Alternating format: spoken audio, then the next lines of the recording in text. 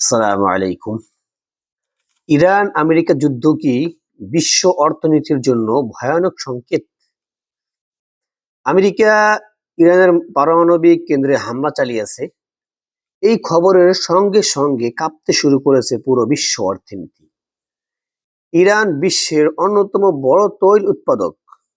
যদি এই যুদ্ধ দীর্ঘস্থায়ী কিংবা মধ্যপ্রাচ্যে ছড়িয়ে পড়ে, তাহলে তেলের দাম হবে আকাশচুম্বী, যা প্রভাব ফেলবে গ্যাস, পরিবহন ও খাদ্যদ্রব্যের দামে। এই সংঘাত বিশ্বব্যাপী বাজারে আতঙ্ক ছড়িয়ে দিয়েছে।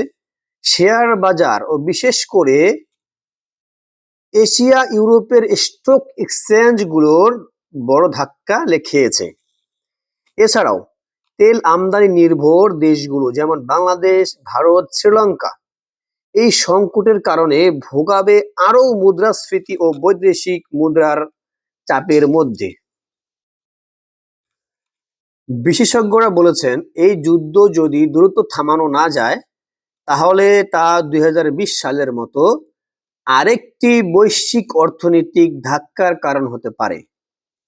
প্রশ্ন এখন একটাই, এখন কি আমাদের প্রস্তুতি নেওয়া উচিত নয়? কারণ এই যুদ্ধ এখন শুধু মিসাইলেই সীমাবদ্ধ নয়, বরং আমাদের পকেটেও আঘাত হেনেছে।